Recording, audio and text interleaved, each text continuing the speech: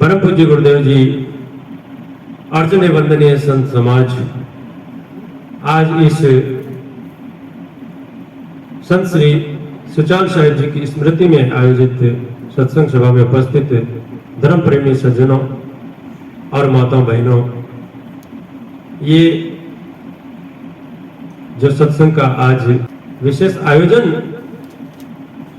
के तहत हम यहाँ पर इकट्ठे हुए हैं, आप सभी जानते हैं। अभी साथी बहन जी से श्रवण कर रहे थे, संत श्री सुचाल साहिब जी जो बाराबंकी संत परंपरा में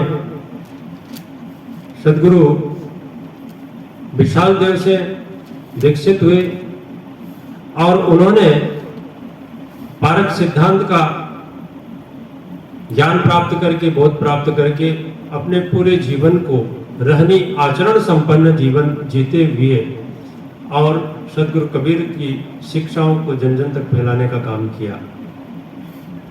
संत श्री सुचाल साहिब जी थे, उनको बहुत से लोग, आप सभी उनके जीवन से परिचित हैं, और जो यहाँ पर पहली बार आए हैं, जो नहीं जानते हैं, वे भी सामने जो यहाँ पर बैनर लगा हुआ है, पोस्टर में जो चित्र उनका है, उस को देख करके, मूर्ति को देख करके ही प्रतीत हो जाता है कि जीवन उनका कैसा रहा होगा। वास्तव में वो एक ओजस्वी और निराले मस्त संत थे, जो बाहर की दुनिया में ज्यादा लिप्त नहीं रहते थे और हमेशा अंदर ही रहने की कोशिश करते थे और लोगों को यही कहा करते थे कि अपने आप में रहो। कभी जब बात होती, उनसे बातचीत होती, वार्तालाप होती, और स्वाभाविक रूप से हम पूछते हैं कि साहब जी आप कहाँ हैं, तो एकदम से जोर से खिलखिला करके हंसते हुए कहते कि मैं मेरी जगह पर हूं, मैं मेरे स्थान पर। वास्तव में सज्जनों, जीवन में हम सब अपनी जगह को छोड़ करके और इधर उधर दौड़ते फिरते हैं। जीवन में जब हम लौट करके अपनी जगह पर जितने जल्दी स्थापित हो जाए, तो जीवन में आनंद घटित हो सकता है। जीवन का फल, जीवन की निष्पत्ति, वही वास्तव में जीवन का सार जो है वो हमें प्राप्त हो सकता है। साहिब जी जो थे, क्योंकि बचपन का जो एक बीज होता है, कोई ना कोई बीज होता है, वही बीज के अंदर सब कुछ समायोजित होता है, समावेशित होता है, और उनका जो जीवन था वो बीज लेकर के आया बचपन से ही। जो उनके इधर राजस्थानी में उनकी जो है पैदाइश थी, राजस्थान में ही उनका जन्म हुआ, केकड़ी की तरफ, और बचपन से ही वो जो संस्कार था उनके पास में संचित समुच्चय जो लेकर के संस्कार का, वो उन्होंने संन्यास की तरफ उनको प्रवृत्त किया, और वो बचपन में वो संन्यास धारण किए और दूसरे जो गेरुआ वस्त्र होते हैं, पहनते हैं, उस संप्रदाय में वो दीक्षित हुए और भ्रमण करते हुए, देखिए कोई भी कदम यदि सही दिशा में उठ जाता है तो व्यक्ति को निश्चित रूप से मंजिल मिलती ही है। इसलिए जीवन में कोई भी काम करने से पहले हमारा पहला कदम किस तरफ है, वो बड़ा सोच समझ करके करना चाहिए। तो जब एक धर्म के पथ पर उन्होंने कदम रखा, तो उसका फल तो आने वाला ही था, और वो भ्रमण करते करते से पंथ का प्रचार करते रहते, और इधर रामगढ़ जो मंदिर है माता जी का, उधर भी वो प्रवास करते थे, वहां रहते थे। और उस दौरान सदगुरु चेतन देव जी थे, अपनी संत मंडली के साथ में भ्रमण करते हुए जाते रहते थे, और भी संत थे।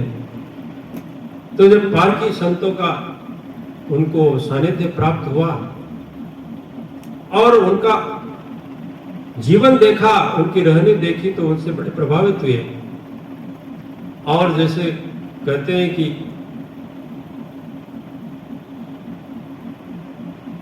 जो होनहार बिरवान के होत चीकने पात, तो जिसके पास में वो पहले से संपत्ति हो तो थोड़ी सी लो जैसे मिल जाए और वो प्रज्वलित हो जाता है, तो उनका जैसे उन संतों के सानिध्य में आए, उनका सानिध्य प्राप्त हुआ, तो उनकी सारी जो सत्संग हुआ, जिज्ञासाएं उनकी थी, जो उनका समाधान हुआ और वे सदगुरु की शरण में आए। फिर सदगुरु चेतन देव जी के साथ में वो सदगुरु विशाल साहब से मिले वहां पर, और साहब जी ने उनसे जो है उनको भैंस दिलवाया। तो इस संपूर्ण क्षेत्र में उनका जीवन जो था, वो हमेशा कहा करते थे कि साधु मही विचरे यही था और जड़ जीवन को करे सचेता। संतों का जो प्रयोजन होता है जीवन का, वो लक्ष्य क्या होता है? साधुओं का यही लक्ष्य होता है। वो धरती पर इसीलिए विचरते हैं कि जो जीव है सोए हुए सुसुप्त है वह सचेत हो जाए, अचेत अवस्था में है, सोए हुए है वह जागृत हो जाए। उसी जागरण का याद दिलाने के लिए संत हुआ करते हैं। तो वो अपने पूरे जीवन काल में जो है लोगों को चेताते रहे और खुद तो अपने जीवन को संभाले ही, दूसरों के लिए भी प्रेरणा का काम किए। जगह जगह ऐसी संतों का सत्संग का आयोजन करते थे। बड़े बड़े पारखी संतों को यहाँ पर कोटा जैसे महानगर में भी उन्होंने बुलाया और बुला करके सत्संग करवाए और बहुत लाभ उसे प्राप्त हुआ। और जीवन जो था उनका बिल्कुल जैसे मुक्त अवस्था में जब व्यक्ति पहुंच जाता है, तो जैसे एक गैस, पहले के जमाने में गैस होता था लाइट जलाने के लिए, उस गैस में एक मेंटल लगा रहता था, तो वो उजाला तो देता था, प्रकाश तो देता था, लेकिन उसको हम खोल नहीं सकते थे क्योंकि वो बिल्कुल खत्म हो चुका होता है। इसी प्रकार से संतों का जीवन होता है। वो संसार में रह करके लगते हैं कि वो सब कुछ संसार के लिए कर रहे हैं, लेकिन वह संसार से बिल्कुल अलग होते हैं। यही तो जीवन की कला है। तो जीवन पर्यंत, क्योंकि वो हमेशा कहा करते थे कि ये शरीर है ये तो जाएगा, अब जाने वाला है, आज जाने वाला है, कल जाने वाला है। मृत्यु का बोध जिसको होता है तो वही वास्तव में जीवन को सही अर्थ में समझ लेता है, जीवन को जान लेता है। तो फिर वो मृत्यु से घबराता नहीं है, डरता नहीं है। तो उन्होंने जीवन को जान लिया। संतों का जीवन, मौत का दिन भी उत्सव क्यों बन जाता है? जबकि संसार में एक दिन मरण का नाम आ जाए तो लोग उदास हो जाते हैं। उदास किस लिए हो जाते? चेहरे लटक जाते कि आदमी मर गया। और वास्तव में मरना उदासी का कारण होता है। लेकिन संत जो होते हैं मरते नहीं हैं। संत मरे क्या रोइए जो अपने घर जाए। संत जो होते हैं वो मरते नहीं है, वो मुक्त हो जाते, जन्म मरण के बंधनों से मुक्त हो जाते। जीवन को समझना बिना ज्ञान के नहीं समझ में आता, बिना सत्संग के समझ में नहीं आता। हम संसार में जो कुछ देखते हैं, हम तो बड़े बुद्धिमान हैं, तार्किक हैं, और हम सोचते हैं कि मैं जो कर रहा हूं वो बड़ा अच्छा काम कर रहा हूं। लेकिन नहीं, क्योंकि संत गुरुजन होते हैं, उनके पास जाए बिना, उनके पास जाकर के सेवा किए बिना जो बाहरी जो ज्ञान है जो प्राप्त करते हैं वो वही ज्ञान मिलेगा। आत्मा का ज्ञान नहीं मिल सकता। अभी 2-3 दिन पहले की बात है, मैं एक इसी कार्यक्रम के निमंत्रण देने के लिए किसी सज्जन से मिला और वो बहुत बड़े धार्मिक प्रवृत्ति के व्यक्ति है, उनका जीवन भी बहुत बड़ा धार्मिकता से ओतप्रोत है, प्राणियों की सेवा के प्रति वो बिल्कुल समर्पित है। और जब मैं वहां गया, मिला उनसे, तो बड़े गदगद हुए, प्रफुल्लित हुए, बोला बड़े दिनों के बाद में मुलाकात हुई। और आने का भाव उनका, बहुत से लोग संतों से जब मिलते हैं या तो उनके मन में, कई लोगों के मन में तो ऐसी भावना होती है कि संतों से मिलकर के गदगद हो जाते हैं कि संत आए हैं। और कई लोग तो तरह तरह के विचार ख्यालात लगाने लग जाते हैं कि पता आने आए हैं तो कोई चंदा मांगने के लिए आए होंगे और अब कुछ देना पड़ेगा। तो वो तो कहते हैं कि महाराज जी आप आए, बहुत अच्छा है, और कुछ बात नहीं हुई। उसके पहले उन्होंने शुरू कर दिया कि मैं तो कार्यक्रम के लिए सहयोग करने वाला था, बहुत कुछ देने वाला था, लेकिन आप देखिए मैं बहुत बड़ा काम कर रहा हूं। मैं उन लोगों के लिए काम कर रहा हूं जो गरीब हैं, असहाय हैं, जिनका कोई नहीं है, आगे पीछे कोई नहीं है, जो भूखे सोते हैं, देखो उनके लिए मैं खिलाने का काम कर रहा हूं। इसलिए माफ कीजिए, आपके तो वहां जो सत्संग होगा उसमें तो केवल सत्संगी आएंगे, उनके लिए भोजन खिलाया जाएगा, लेकिन मैं जो है तो सबके लिए काम कर रहा हूं। अब उस अवस्था में जो है, क्योंकि उनका काम भी वास्तव में अच्छा काम कर रहे हैं और किसी असहाय की मदद करना कोई गलत काम नहीं है, तो ऐसे व्यक्ति को मैं ये भी नहीं कह सकता कि आप जो है गलत कर रहे हैं, वो तो बहुत पुण्य का काम है। तो मैंने उनसे कहा कि बहुत अच्छा आप काम कर रहे हैं,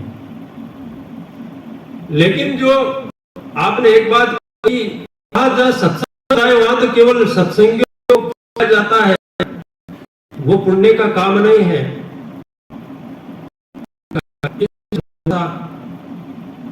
विचार करने की आवश्यकता है। उन्होंने, आप लोग जो यहाँ पर बैठे हुए, आपके भी ये प्रश्न हो सकता है, वास्तव में सेवा का काम क्या है? अगर मैं आपको यदि विवेचन, ये शरीर है, हमारा शरीर में हर व्यक्ति स्वस्थ रहता है। हर व्यक्ति के स्वस्थ रहने के लिए उसकी आंखें भी स्वस्थ रहना जरूरी है, कान भी स्वस्थ रहना, उसके हाथ भी,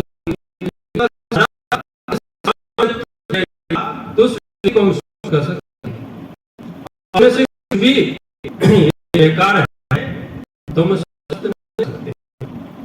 लेकिन कोई व्यक्ति कह दे कि आंखें बहुत जरूरी है, मैं जो आंखों देखता हूं क्योंकि आंखों के कुछ देख सकता, यही असली सेवा का काम है। ऐसा नहीं, चीज स्वस्थ है, स्वस्थ है, शारीरिक रूप से कोई व्यक्ति यदि दुखी है, लाचार, तो उसकी सेवा करना हमारा दायित्व।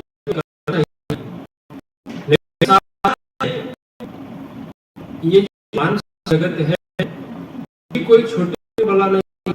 आज के कुछ घर परिवार है और सारी व्यवस्थाएं है, लेकिन फिर भी लोग मानसिक स्थिति, जी महाराज उज्जैन के जो लोगों को मानसिक तनाव दूर होगा, लेकिन